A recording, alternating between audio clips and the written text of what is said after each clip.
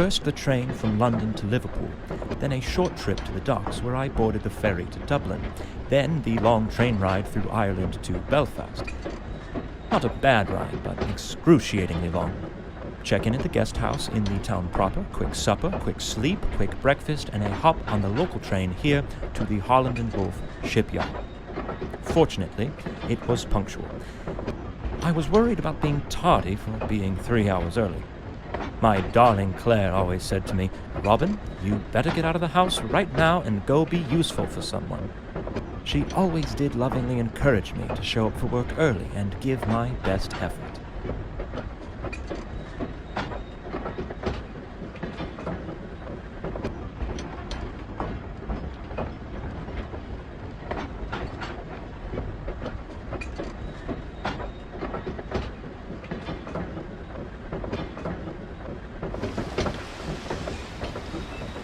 Titanic is likely no different from the Olympic.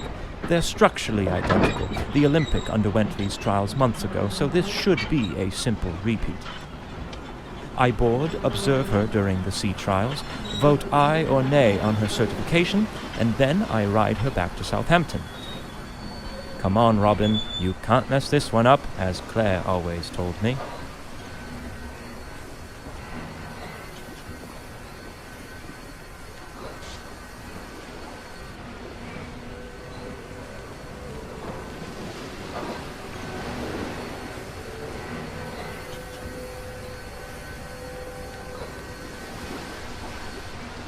Let's look at the positive. The weather broke, and now I've been given the opportunity to board the Titanic advance of the trials. This gives me a bit of time to really admire the beauty of the ship before I have to scrutinize every last aspect of her functionality.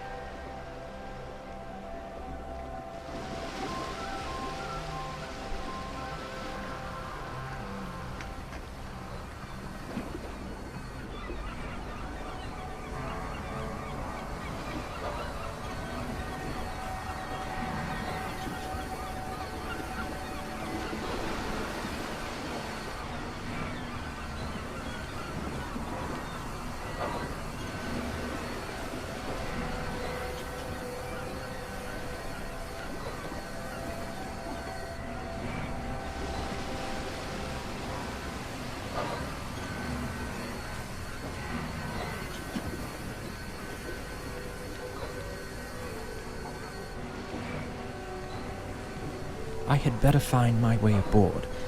But I suppose there isn't reason for too much haste. No one else has even arrived yet, it seems. Plenty of time to explore, if I desire.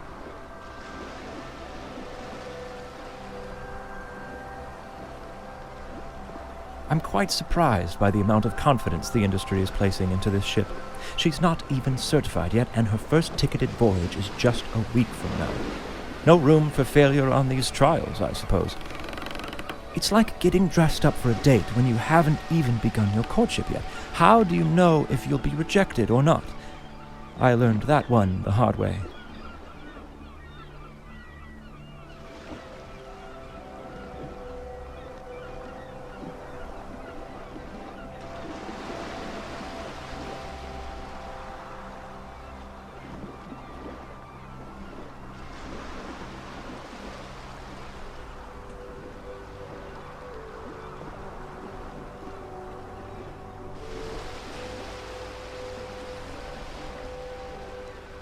Belfast Lough is beautiful.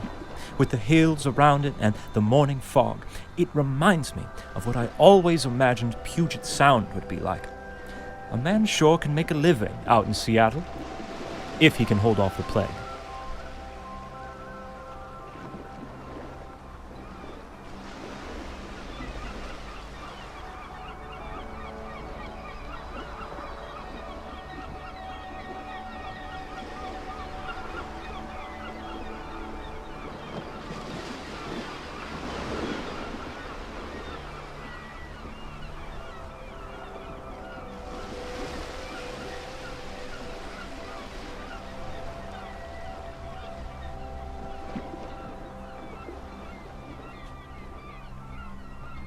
I see they're doing all they can to extend my travel time. How do I find my way through this mess?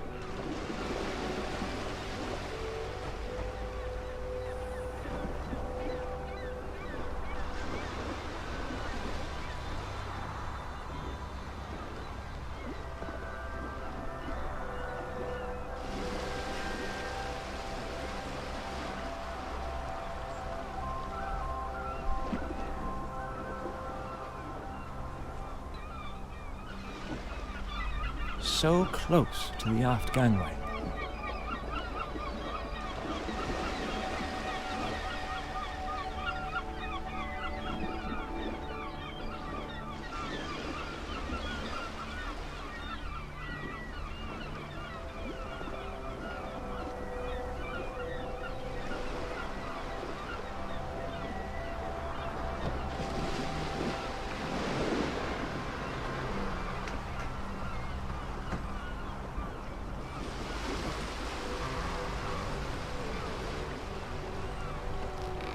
They couldn't simply move these signs out of the way. This vessel has triple screws. Yes, I feel the same way right now too, thank you.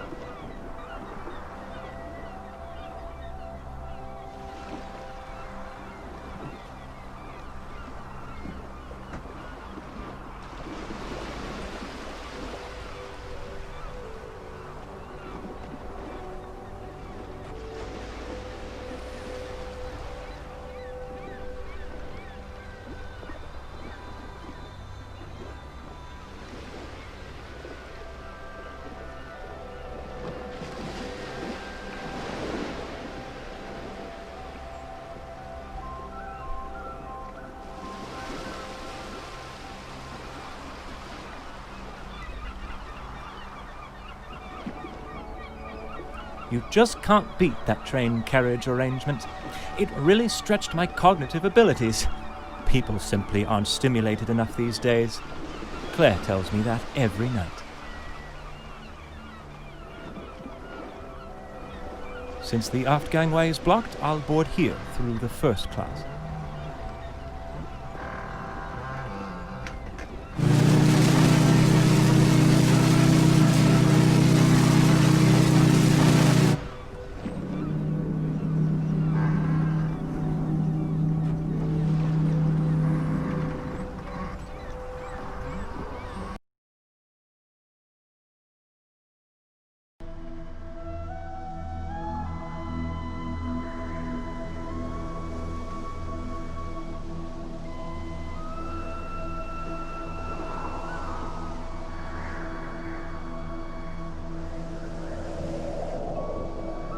Most first-class spaces should be accessible at the moment, but I may be able to venture down to third class for a spell through Scotland Road on E-Deck. I believe I'm boarding before anyone else. Robin, right now you're the most handsome man on the Titanic.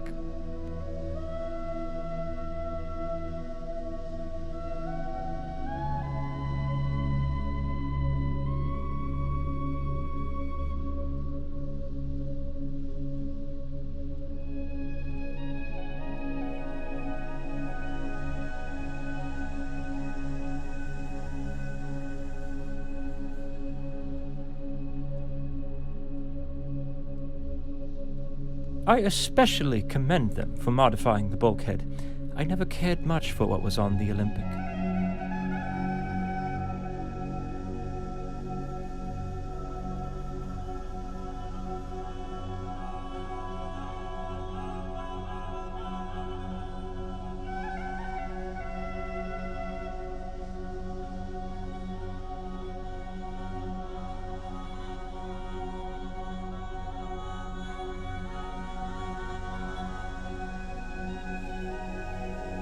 I see many of the tables are already set. There will be a fine banquet here for company and partner representatives, myself included, along with the one and only paying passenger joining us on our way to Southampton this evening.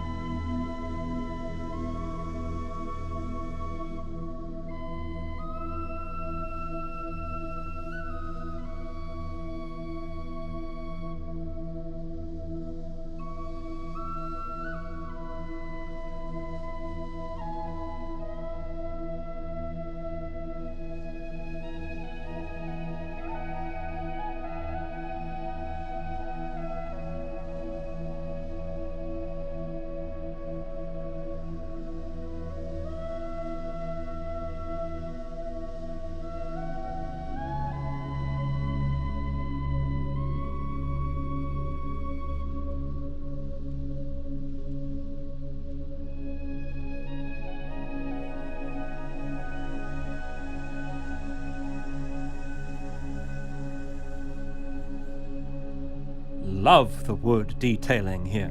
It's absolutely perplexing. Now that's a craft I can really respect. Lovely wood. I've always been fond of wood. When younger, I used to cut wood for the poor folks 2 streets over.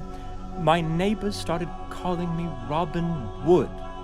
They always laughed, but I don't know why. I wore that title proudly.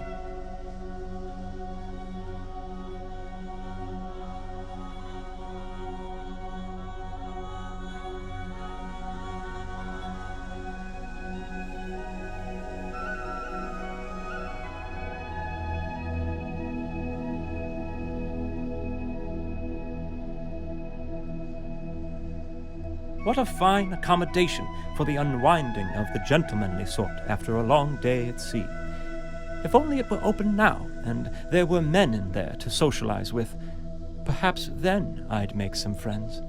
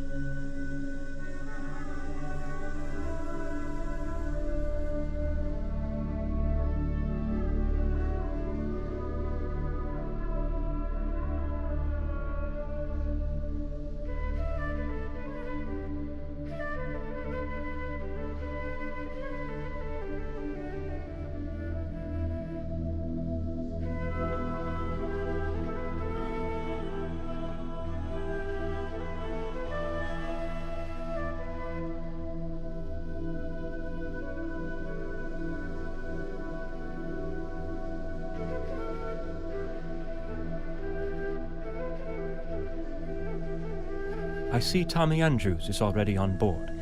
Why does this surprise me? His drawings are scattered about like toys in a nursery. Well, I shouldn't intrude here any longer.